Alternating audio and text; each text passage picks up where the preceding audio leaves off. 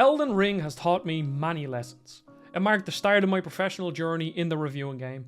I learned how to manage my time, how to play a game under time pressure, and make videos in a timely manner. But it also taught me about how pre-release reviews can muddy the first experience with a game.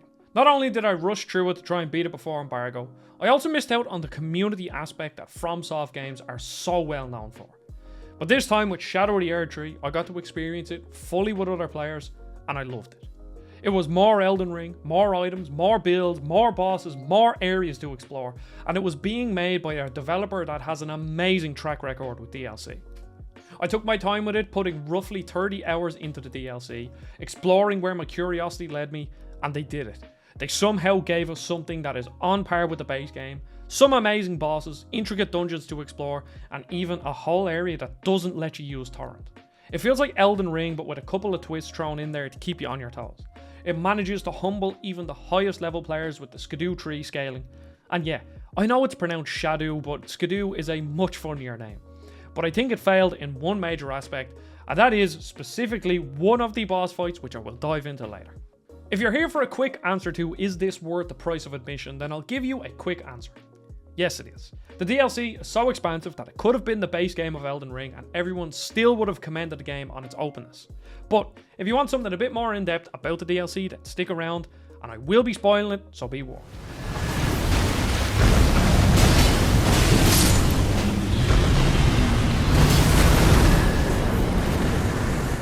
Shadow of the Erdtree does a couple of things to make the experience feel fresh, and the most important is the Erdtree fragments. And it's funny that Bandai Namco had to put out a cheeky tweet to tell people to search for them because they're the only way of making it easier. So if you don't know, Shadow of the Erdtree fixes one of the biggest problems with From DLC. The majority of the people who jump into the DLC will have a level 200 plus character, so it is comically easy. You can tank hits, you can decimate bosses in a couple of attacks, and that's kind of what happened near the end of my playthrough of Elden Ring. And I don't mind the feeling of being powerful at the end of a playthrough, but at the start of a DLC playthrough it can feel a bit jarring. So From decided to implement a simple but clever system, the Erdtree fragments. These are similar to Golden Seeds, which upgrade your Estus flask. You have to find one fragment to level up your Erdtree level, and then subsequent levels take more fragments per level. And they really are simple. They increase the amount of damage you deal and decrease the amount of damage you take. This sort of damage scaling can be done poorly. I mean, just play Skyrim on Master Mode and you'll see how not to do it. Essentially in Skyrim you have to use a stealth archer to get through that difficulty, but here it works brilliantly because you feel that sense of trepidation. Even the smallest enemies can kill you in a couple of hits. And I was level 160 when I started, and it's best shown off by the first enemy you will meet in the Land of Shadow. This flippy spinny guy almost destroyed me very quickly and showed me that, okay, this DLC isn't messing about. Oh no. Oh no. Am I seriously gonna die to like the first enemy I see? Okay. I think I got a bit lucky there. Only 40 minutes later, I was humbled by the Black Jail Knight, a side boss that I thought I would be able to kill in a couple of hits. But no. Shadow of the Erdtree doesn't mess around and it continues throughout the whole playthrough, and in some cases, I think they take it too far, but I'll save that for later. Now, it had mixed reviews on Steam because it was so difficult, and it seems to be a layered issue. First, Elden Ring is the easiest of all the Souls games due to its non-linearity. It was also the first game that many people played, considering it sold 25 million copies, so the expectations were slightly different. Most players came off a high-level playthrough where enemies weren't a problem, but Shadow of the Erdtree very quickly showed them who was boss. And it's not a get good argument because I hate that section of the FromSoft community. But unfortunately for some, FromSoft do not care about us. They'll make the game they want, and I have to admire that. And it was shown perfectly by the second point, is that it seemed most people didn't understand the Erdtree system, which I think is explained pretty well. You need to use them to have any luck finishing it, and I have a feeling many players just ignored them or missed them, and assumed that they'd be able to just breeze through the DLC, but it wasn't the case. Even the difference between Skidoo level 1 and Skidoo level 5 is massive, and I noticed it near the end because I managed to leave an early DLC boss near to the end when I was like Skidoo level 17, and I could breeze through. Now, I do have one gripe with the Erdtree fragments. There are 50 of them in the game, which takes you up to the max level of 20. And in a world that is this large, I dislike not having more than you need. Like, at least give us 60 or 70 of them so you don't have to scour every last inch of the map to be fully leveled, because inevitably you will miss some, and then you'll have to consult a guide and try to rule out the ones you have and the ones you don't. And when you're fighting the final boss, you need to be a high level because Jesus Christ, he is the hardest thing I've ever fought in a game.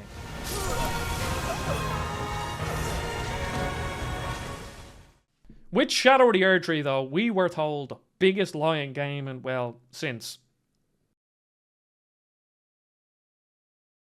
Miyazaki said that the DLC map will be roughly the same size as Limgrave, and let me tell you, he's a liar. But not like our good friends over at CD Projekt Red. No, he's a liar in the good sense. Somebody overlaid the full map over the base game map, and you could see that it's massive. Like, so big that I think if it was the size of the base game, it would still be praised because of the size of it. And how the map subverts your expectations with how it's laid out is the exact same as the base game. Obviously, the map expanding isn't as impressive because we've already seen it, but it still managed to fill me with that sense of awe, and it's because of how vertical the map is. So in the base game, I was constantly looking up and down to see where to go, and in some cases, I could see an area above and below me, but that's the whole of this DLC. No matter where you are, there is always an area above and below you, which begs the question, how the feck do I get up or down to that spot? And this question sent me on a wild goose chase to find all these areas, and I adore this aspect of it. The areas are so diverse, which will come as no surprise, and I don't want to waste time talking about all of them, but the Shadow Keep is one of the best in FromSoft's catalogue. It has everything. A castle with a main area, a library filled with alternate paths, you can climb up to the ramparts in the roof, you can scale the walls with some secret scaffolding outside, you can go below the castle where there's a flooded area that you can unflood to reveal another explorable area. I was absolutely blown away by the depth of this castle. But that isn't even the best. I want to highlight the coolest area in the whole game, and I think it will be quite divisive. One of the secret paths out of the Shadow Keep leads you to this forest, the Abyssal Woods.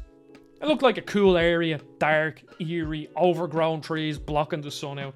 I was galloping through as I usually do, and then I got kicked off a torrent, and I couldn't summon him again. And it just filled you with this sense of fear because the horse that was there by my side through everything, climbing up and down mountains, exploring the depths of the world, fighting Radahn, he wasn't scared of anything. But then something scared him so much that it knocks you back to square one. It's like an older Souls game with no mount to run from the enemies. And I see why. I continued exploring, and off in the distance, I saw these creepy eyes looking at me, and like everything in Elden Ring, I sprint head first, jump attack, and then I dealt no damage, and I get absolutely destroyed by him. I couldn't deal damage to them. I tried everything, until I noticed the tall grass surrounding them, and I realised that you actually have to sneak around them, and it's a novel idea that I loved. Until I ran into these flowers that made noise and set the enemies on me. There was something so unique about this area. It was different and immersive, and it's a place I won't forget anytime soon, especially with the insane boss fight at the end. And the feel of this area is unmatched, but it isn't perfect. Parts of the exploration felt a bit aimless because of how large it is. I would have preferred if the area was smaller and make it feel even more claustrophobic than it already is, because a lot of my time I was going up useless paths, not finding enemies, and it kind of felt unrewarding. But in those moments when I was being hunted and I was stealthing, there was nothing like it in the game.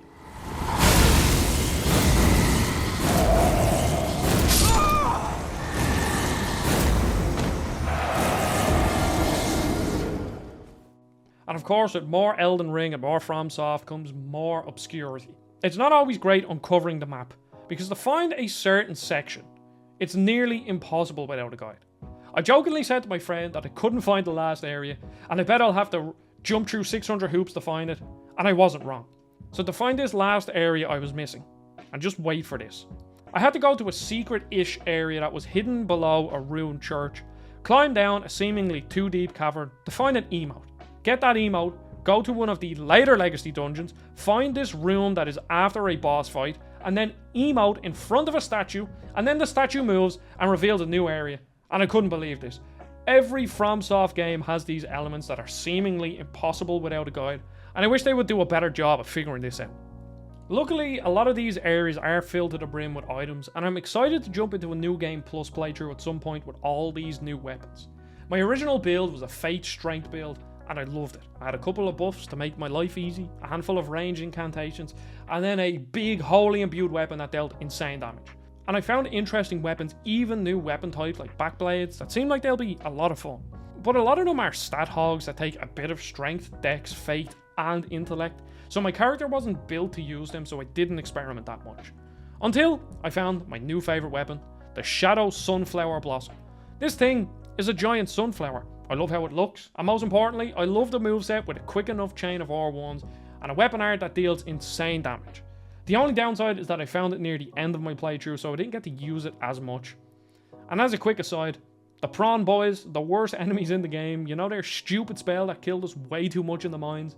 Guess what? You can use it now, and I had so much fun giving them a taste of their own medicine. Boss fights are a massive part of these games, and I'd like to take this back to a weird comparison, but please bear with me. Crash Bandicoot 1 is crap. I dislike the game. I made a video on it ages ago, and one of my main points of contention with it is the borderline unfair difficulty. So let me explain. In Crash 1, you might breeze through a level for a minute or two, then come to the hard jump, fail, and then have to redo that first minute or two all over again multiple times just to be able to retry the hard parts again, and I hate it. I don't find it fun, it's just tedious. And it's why I like games like Super Meat Boy or even Celeste. These games are hard, I would say harder than Crash Bandicoot, but they don't feel as annoying because once you die you can retry the room instantly and won't spend too much time in between dying and retrying the tough part of the level. And that's a long-winded way of me saying I much prefer Elden Ring's approach to bosses. There are essentially zero boss runbacks, and the trade-off is that they make up the difficulty in having comparatively harder bosses than the rest of the series. Now I'd also like to bring in Joseph Anderson's critique, which I watched after my Elden Ring video, and one of his points is about the bosses and seemingly undodgeable or unpunishable combos. And I agree with what he has to say, that some bosses do feel like they are undodgeable, or the punishment window is so small that the boss fight is mostly stepping back and watching the combo while you hope to get 2 swings in, and then roll back out, watch another long combo string, and then get another couple of hits in. In Elden Ring, you typically have other things to help you out. Like in general, you will have a fair amount of health so you can tank some of these hits, or you can also use Spirit Ashes to help out with these combos. So I think the adaptive difficulty helps with the game's problems. And I think they did a great job with a lot of the bosses here. Rellana is a brilliant fight that I feel has the right level of combos, nothing too crazy, fairly easy to dodge, and you can have a bit of time to get a few swings in. And then also I really like her moon attack because it incorporates jumping as a part of a boss fight, which I just think is a cool way to implement another mechanic into boss fights. And of course, if you want, you can summon a Spirit Ash or another player, which makes it a lot easier. The giant hippo isn't anything too crazy, and then the Divine Beast is a great spectacle of a creature that changes element mid-fight. It can be a bit wild with all the effects, but overall it's not too much of a problem. Even the later fights like Midra and Romina, however you pronounce them, are the upper echelon of crazy bosses with status effects, multiple hits, and a nice mixture of range and melee attacks. And these definitely were tough, and I can literally only go off my own playing experience. But when compared to the rest of the game, these bosses are a challenge. You will die and will probably have to retry a fair bit, but with a Spirit Ash or a Summon Friend, they're beatable without having to pull your hair out. Assuming you're at the right Erdtree level. And I alluded to this at the start of the video, but there is one boss that went too far. And I know there will be some get good comments, and I'm totally fine, but hear me out before you comment. Radahn is back in the DLC, and my god, he is the hardest boss I have ever fought in a Souls game. And I know that is a very subjective and reactionary thing to say, but before this I would have said Pontiff Sullivan from Dark Souls 3 was the hardest boss, but I no joke spent 5 hours on Radahn, and it genuinely felt impossible, with or without the Mimic Tear or summons. It just felt extremely difficult. His first phase is easy, and I managed to get him to a second phase with ease. But then he changes form, and this is the definition of a boss that has combos that are too long, not enough time to punish, and ultimately, I think he's just a bad boss. His second phase has similar attack combos, but now every single melee attack is followed up by a holy light raining from the sky. He has these crazy holy shadow combos that I'm still unsure on when to dodge on, and then he has some of the most bonkers attack combos that genuinely feel undodgeable. Now, I know they are technically dodgeable, but Jesus Christ, just look at this attack.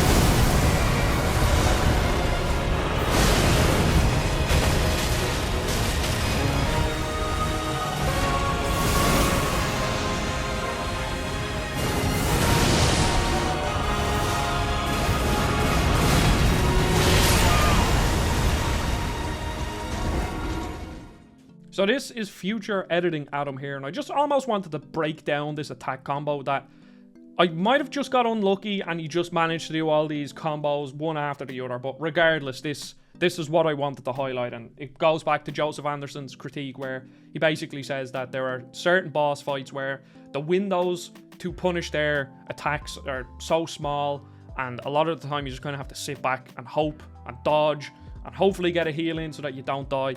So let's just like break this down roughly. So let's say, as you can see, Radahn's aggro is on him, on my summoned friend here. And we'll just say roughly 14 minutes and 15 seconds on this timeline is when this attack ends. And then he launches up into the sky. And then this gives you roughly about a 7-minute window to heal and all that, which is great, you know, because you know a big combo's coming. Heal up, there you go. So if I just press play here, you can see that the game actually kind of slows down, like the frame rate drops, which is an issue with this DLC. And then he goes straight into this combo, which is a fairly dodgeable combo, I will admit. I'm not doing good here, but it is a dodgeable combo. And then sucks me straight in, bam, another attack, which is dodgeable, as you can see, I did. And then he jumps straight up into the air and then hits me again, and I just need to pause this here. So this has been about 30 seconds since he's launched up into the air, and I still haven't been able to get an attack in. And then you just keep rolling, and then he goes straight into another combo, which again, still no way to punish it. He's now in the air, which means I can't hit him, and also he's sending out the meteorite, so even if I did have a ranged attack, it wouldn't be worth doing. So unfortunately I dodged these, but they are dodgeable. And then straight away, bam, down on top of me again. So that is, now I would be able to get a couple of hits in, hopefully.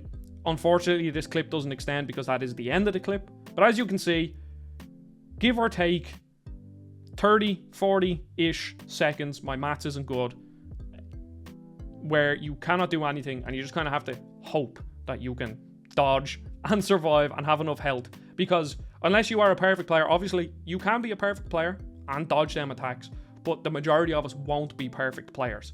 And no other boss really had that in the game. I know Melania had it to a certain extent, and I played her after, I think, and I can't actually find any confirmation on this, so maybe she didn't. I thought I heard that she got nerfed where her big slash combo, she does less. And when I played her for the first time there like a month ago, she was relatively easy. I did use the Mimic Tier, but she wasn't similar to Radahn here where I died. I tried Radahn for 5 hours, even with a Mimic Tier or a summon. Whereas with Melania, with a Mimic Tier, it only took me like 5 or 6 goes to kill her. With more perseverance, I could have beaten him with my current build with a summon, because I did nearly get him. But instead, I decided to change my build, and I hate when you have to change your build for a boss. I just really dislike it. I would much prefer being able to go through the game by myself with the build that I want to do and play the game how I want it. And I know I technically could have, but I was pulling my hair out trying to fight this boss. His attacks might have felt undodgeable, but that doesn't mean that they weren't unblockable. So I noticed people I was summoning had big boy shields and bleed spears, so I did it. I respect, changed into a large boy with a big shield and Moog spear, and just hid behind the shield, poking him until he died. And it's annoying that I felt like I needed to do it and I needed to rely on status effects to basically deal enough damage to him.